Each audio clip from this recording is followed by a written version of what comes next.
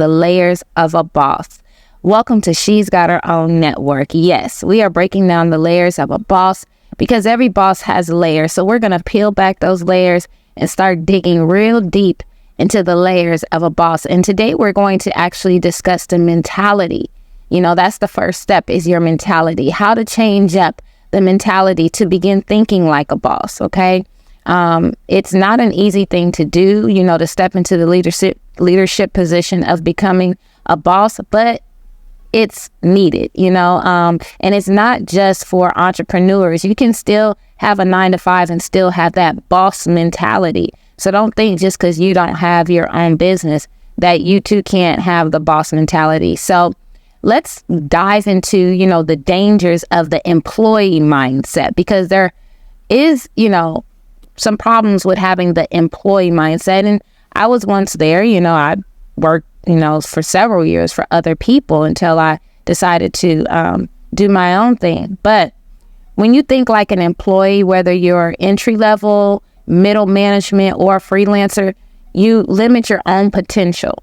You box yourself into an I'm only a fill in the blank. You know what I'm saying? I'm only a fill in here. You know, I'm just here just to get my check, you know, do my job, and that's it. And that attitude keeps you from making big moves and big changes that will lead to success eventually. So employees exist to fill a predefined role, okay? They wait for instructions or permission and affirmation from the higher ups, all right? Good job. You did a great job. You know, they do what they're told. They leave the innovation to the other guys because they're only there to push the clock and collect the check. When you're stuck in an employee mindset, you don't feel in charge of your own work. You feel like a means to someone else's end, and it's a self-fulfilling prophecy, okay? That isn't to say that you shouldn't be doing what you're told or fulfilling the role you've been given. That's job performance 101. So you want to make sure that you do fulfill those needs and obligations. However, when you're trying to change the mindset, you have to take ownership of what's going on and understand what's going on so that you can finally shift that mind. Okay.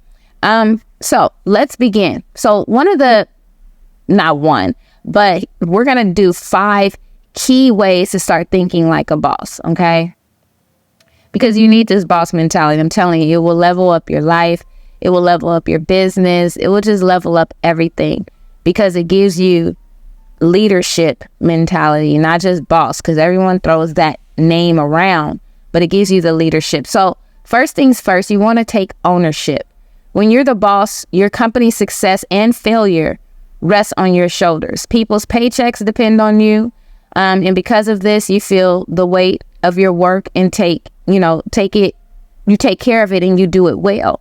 So as a boss, you take ownership. All right. Because you know that if you drop the ball, you're dropping the ball not only for yourself, but for the people that work for you. And if you slack off, everyone down the line will suffer.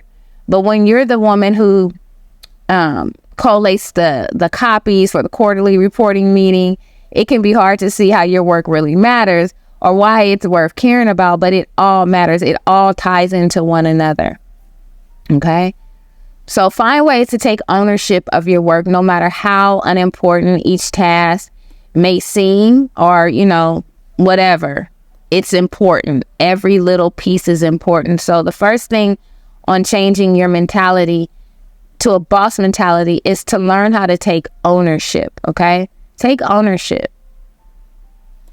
Next, take responsibility. When you're a boss, the buck stops with you. Okay? You have to make sure that you take responsibility sometimes for the things that you're not responsible for, but that's okay. That's just, stepping up to the plate.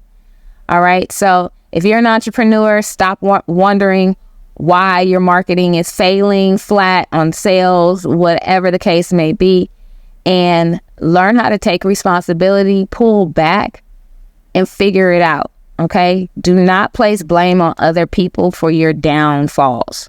That's not what bosses do. We do not blame others for things not working. We figure out what's not working and we make it work. Okay?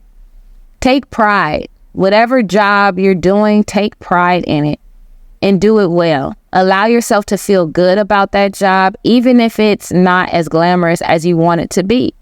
Okay? So if you're stuck into that whole, well, my job just sucks and I hate my job and, whatever the case may be, you're not taking pride in that job and you're cursing that job. Okay?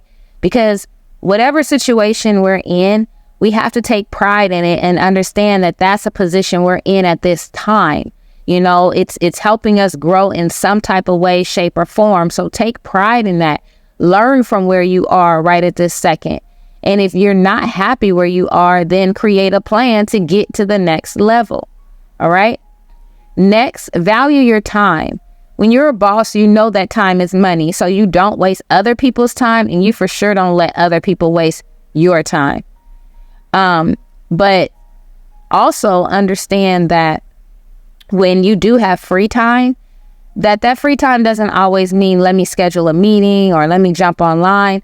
That free time to me, means it's time for me to be with me. Okay. It's me time. And I'm sure you've heard of that before, the me time. So if you're looking on your calendar and there is nothing planned, plan something for yourself, because every minute counts. Okay. And what better time spent than with yourself? But value your time. Do not let other people waste your time, because that's something that you will never be able to get back. You can get back money, you can get back material possessions, but you cannot get back time. Trust me, I've tried it.